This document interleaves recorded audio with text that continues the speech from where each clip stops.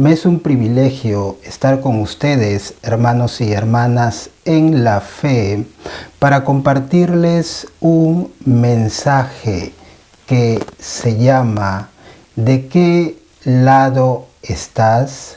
¿De qué lado está usted?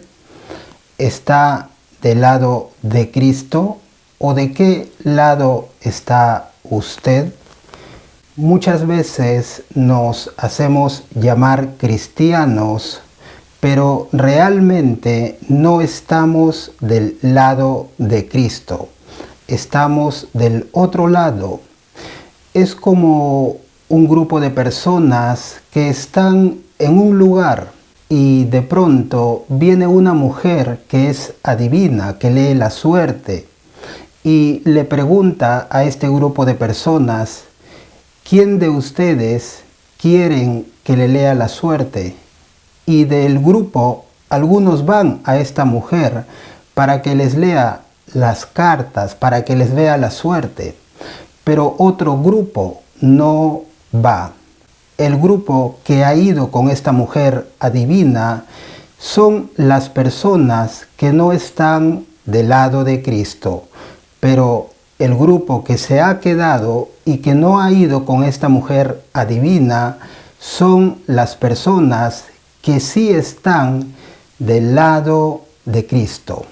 Quiero leerles algunos textos bíblicos como referencia. En el libro de Apocalipsis, capítulo 22, versículo del 12 al 15. He aquí, yo vengo pronto, y mi galardón conmigo, para recompensar a cada uno según sea su obra. Yo soy el Alfa y la Omega, el principio y el fin, el primero y el último. Bienaventurados los que lavan sus ropas para tener derecho al árbol de la vida y para entrar por las puertas de la ciudad. Mas los perros estarán fuera, y los hechiceros, los fornicarios, los homicidas, los idólatras y todo aquel que ama y hace mentira. Ahora nuevamente la pregunta. Preguntémonos, ¿de qué lado estamos? Y le pregunto nuevamente, ¿de qué lado está usted? De acuerdo a la vida que tenemos delante de Dios y delante de los hombres, eso da testimonio de qué lado estamos. Si estamos haciendo pecado y no nos arrepentimos y continuamos y persistimos en pecar, entonces no estamos del lado de Cristo. En el libro de Efesios capítulo 5, versículo del 5 al 6, porque sabéis esto, que ningún fornicario o inmundo o avaro que es idólatra tiene herencia en el reino de Cristo y de Dios. Nadie os engañe con palabras vanas, porque por estas cosas viene la ira de Dios sobre los hijos de desobediencia. ¿Qué dice Pablo? Nadie les engañe con palabras vanas. Hay personas que enseñan y que predican que ciertas cosas no son pecado. El apóstol Pablo está diciendo que no nos dejemos engañar. Y para no ser engañados, hermanos y hermanas, en la fe, tenemos que conocer la palabra de Dios. Porque si no conocemos la palabra de Dios, nos vamos a dejar engañar. Muchas personas me dicen a mí ciertas cosas haciéndome entender que no son pecado. Pero yo sé que sí es pecado.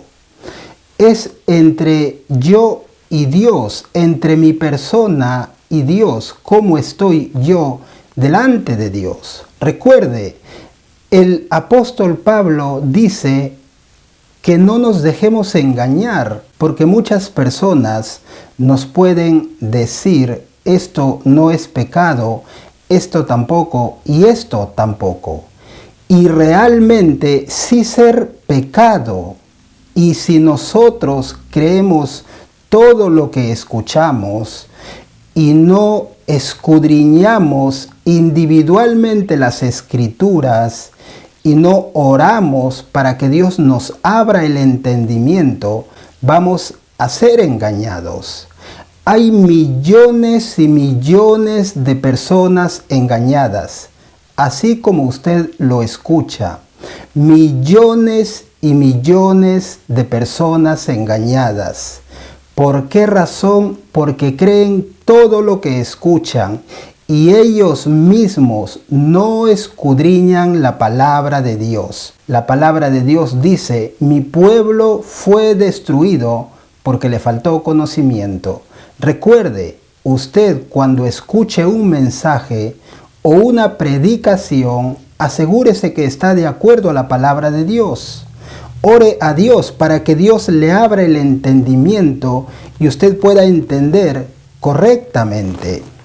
Quiero leerles en el libro de Primera de Corintios, capítulo 6, versículo del 9 al 10. ¿No sabéis que los injustos no heredarán el reino de Dios? No erréis, ni los fornicarios. Fornicario es una persona que vive con una persona o que no vive, que tiene encuentros íntimos. Ni los idólatras, ni los adúlteros, ni los afeminados, ni los que se echan con varones. Está hablando de la homosexualidad. Ni los ladrones, ni los ávaros, ni los borrachos, ni los maldicientes, ni los estafadores heredarán el reino de Dios. Recuerdo hace mucho tiempo, cuando vivía en Suecia, en Estocolmo, tenía un compañero de trabajo y recuerdo que yo hablé con él y él iba a una iglesia y estábamos hablando y él me dijo que su pastor le quería alquilar un departamento, algo así me dijo, pero él, cuando presentaba documentos al gobierno, no decía que lo alquilaba. Y él me dijo, el compañero de trabajo me dijo que su pastor decía eso para que el gobierno le dé dinero, para que les ayuden más. Y así hay miles de pastores, de líderes, de hombres que tienen llamados de Dios, y los llamados son genuinos. Pero recuerde, Saúl tuvo un llamado genuino, pero se alejó de Dios. Salomón tuvo un llamado genuino de Dios y también se apartó de Dios por el amor a las mujeres. David tuvo un llamado genuino de Dios y cometió sus errores, pecó, pero se arrepintió. Imagínese si un líder, porque es líder, cualquier ministerio que tenga, piensa o cree que porque tiene un ministerio, porque Dios lo usa para sanar enfermos, echar fuera demonios o don de ciencia, y se agarra, se toma de eso porque Dios lo está usando, pero está en fornicación, en adulterio, mintiendo, robando, engañando, como lo he leído ahora, cuando se presente delante de Dios, Dios le va a decir: alejaos de mí, hacedores de maldad. Y estas personas le dirán: Señor, ¿en tu nombre no profetizamos? ¿En tu nombre no hicimos muchos milagros? Recuerde, los milagros, las sanidades, las hace Dios. Esta predicación que yo la estoy dando no es mía, es el Espíritu Santo que me dijo que predique eso. Pero mi santidad, mi vida íntima con Dios, eso yo voy a tener que dar cuentas a Dios. ¿De qué lado está usted? ¿Está del lado de Cristo o no? Si decimos que estamos del lado de Jesús, pero no vivimos conforme a la palabra de Dios, aunque digamos que estamos del lado de Jesús, no estamos del lado de Jesús. Hay personas que cuando se encuentran con otros cristianos le dicen, ¿cuál es tu iglesia? ¿Cuál es tu pastor? La iglesia no nos va a salvar a nadie, hermanos. El que yo me sujete a una iglesia, que mi nombre esté en una iglesia, no me va a salvar. Lo que me va a salvar es cómo estoy con Dios. Que yo vaya a una iglesia, que ayune, que ore, que lea la Biblia, que haga vigilias, que haga muchísimas cosas. Pero si no vivo de acuerdo a la palabra de Dios, no me voy a salvar. Recuerde los fariseos. Ayunaban 2 veces por semana, oraban mucho, hacían muchísimas cosas. Pero cuando vino Jesús, ¿qué les dijo Jesús? ¿Ustedes son hijos de quién? De su padre el diablo. ¿Por qué Jesús le dice a los fariseos que su padre era Satanás? Si ellos iban a la iglesia, si ellos ayunaban, si ellos mencionaban al eterno Dios, ¿por qué Jesús les dice son hijos del diablo? Por las obras, hermanos. Por los frutos, hermanos, los frutos del Espíritu Santo. El predicar, el orar, ayunar, leer la Biblia, ir a la iglesia, esos no son los frutos del Espíritu Santo, son obras. Los frutos del Espíritu Santo son gozo, paz, amor, paciencia, benignidad, bondad, fe, templanza, mansedumbre. Gálatas capítulo 5, versículos 22 y 23.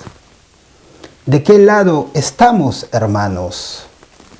Les voy a leer unos textos más en Gálatas capítulo 5, versículo del 19 al 21. Y manifiestas son las obras de la carne, que son adulterio, fornicación, inmundicia, lascivia, idolatría, hechicerías, enemistades, pleitos, celos, iras, contiendas, disensiones, herejías, envidias, homicidios, borracheras, orgías y cosas semejantes a estas, acerca de las cuales os amonesto, como ya os lo he dicho antes, que los que practican tales cosas no heredarán el reino de Dios. Si decimos que somos cristianos y si decimos que estamos del lado de Cristo, guardemos la palabra, demos buen testimonio delante de la presencia de Dios y a los hombres. Porque si hacemos muchas cosas, orar, ayunar, hacer vigilias, ir a la iglesia, predicar, ayudar, pero si no vivimos de acuerdo a la palabra de Dios, estamos siendo como los fariseos, como los judíos. No estamos dando buen testimonio y realmente no estaríamos del lado de Cristo. Señor Dios, te damos gracias por este mensaje. Ayúdales a mis hermanos y hermanas para estar correctamente del lado tuyo y ser genuinos cristianos. En el nombre de Jesús, amén. Que Dios les bendiga mucho. Paz.